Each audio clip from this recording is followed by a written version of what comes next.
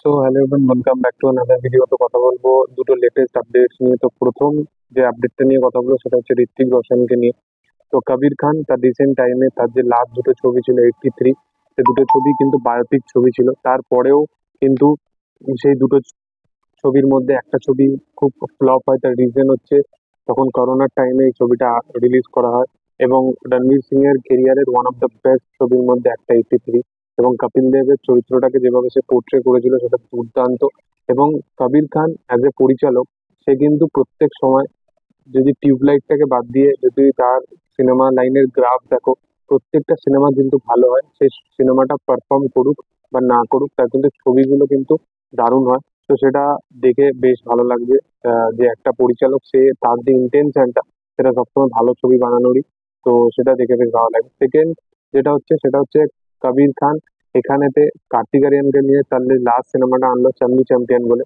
সেই ছবিটা মানে সেই লেভেলে পারফর্ম এখনো অব্দি করতে পারেনি যেটা এক্সপেকটেশন রাখা হচ্ছিল, কারণ কার্তিক আরিয়ান একজন ভালো মাপের অভিনেতা। এই সিনেমাটা আশা রাখা হচ্ছিল যে ভালো লেভেলে কালেকশন করবে। তো সেখানে মুঞ্জা ছবিটা অনেকটা এগিয়ে আছে, যেহেতু অডিয়েন্স এখন এই রকম হরর জনরার ছবি বেশি প্রেফার করে দেখা।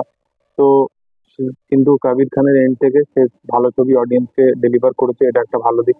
সেকেন্ড হচ্ছে কবির খান চায় যে সে তার আপকামিং দিনে ঋত্বিক রোশনের সাথে ছবি করতে, এবং ঋত্বিক রোশনের সাথে যে ছবিটা করবে সেটা কোনো বায়োপিক নয়, সেটা একটা অন্য জনরার ছবি হতে চলেছে।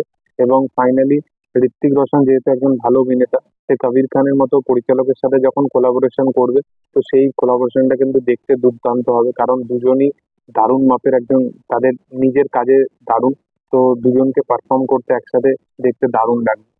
পরবর্তী যদি আপডেটটা নিয়ে কথা বলি, তো প্রথম কথা হচ্ছে সালমান খান তার আপকামিং ছবি সিকান্দার, সেই ছবিটায় সে শুটেতে বিজি হয়ে গেছে, এবং তার সাথে সাথে তার সিকান্দারের পর যে তার আপকামিং আরেকটা ছবি আসতে চলেছে সেটা অ্যাটলির সাথে আসতে পারে, এবং এটাই আপডেট ওয়াইজ শোনা যাচ্ছিল। এবং এই তথ্যটা নিয়ে অনেক রকমের আপডেট উঠে আসছে, এর ভিলেনও কে হতে পারে।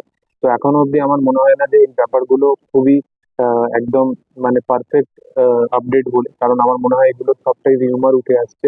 এগুলো যতক্ষণ না তাদের তরফ থেকে অফিসিয়াল জানানো হচ্ছে, তার আগে এগুলো বোঝা যাবে না যে এটা অ্যাকচুয়াল আপডেট কি রিউমার। তো যাই হোক, তো অ্যাটলিকে নিয়ে সালমান খান যে ছবিটা বানাচ্ছে, সেই ছবিটাতে অ্যাজ এ ভিলেন হিসাবে এখানে রণবীর সিং বা রজনীকান্ত, এদের দুজনের মধ্যে কাউকে একজনকে দেখা যেতে পারে। প্রথম কথা হচ্ছে রজনীকান্তের আমার মনে হয় না যে চান্সেস থাকবে বলে, কিন্তু যদি রণবীর সিং এই ছবিটায় হয়, তাহলে একটা বিশাল বড় লেভেলে বাজেট অবশ্যই বেরিয়ে যাবে। কারণ তার রিজন হচ্ছে আহ, প্রথম কথা হচ্ছে রণবীর সিং এখনকার দিনে আহ, যেরকমই তার লাস্ট ছবি যেরকমই পারফর্ম করুক না করুক, কিন্তু তার সে অ্যাজ এন অ্যাক্টর কিন্তু দারুণ। এবং সে যখন ভিলেনের রোল করেছিল আলাউদ্দিন খিলজি থেকে শুরু করে, তো সেখানে সেই সে ইন্টেন্সিটি, মানে অভিনয়, যেখানে সে ভালো পরিচালকের সাথে কাজ করেছে সেখানে কিন্তু সে তার পারফরমেন্স দুর্দান্ত দেখিয়েছে। তো সে অ্যাজ এন অ্যাক্টর খারাপ নয়, তাকে যদি সালমান খানের অপোজিটে দাঁড় করানো হয় এবং অ্যাটলি যদি সেই ছবির পরিচালক হয়, তাহলে একটা বিশাল বাজ বেড়ে যাবে এবং ছবিটা দারুণ হবে। তো দেখার যে এই আপডেট গুলো কতটা সঠিক বা কতটা ভুল। তোমাদের এগুলো নিয়ে কি মতামত, যদি কতটা এক্সাইটেড অবশ্যই কমেন্ট সেকশনে জানাতে পারো। ভিডিও ভালো লাগলে অবশ্যই লাইক সাবস্ক্রাইব করে দিও। Thank you all, by.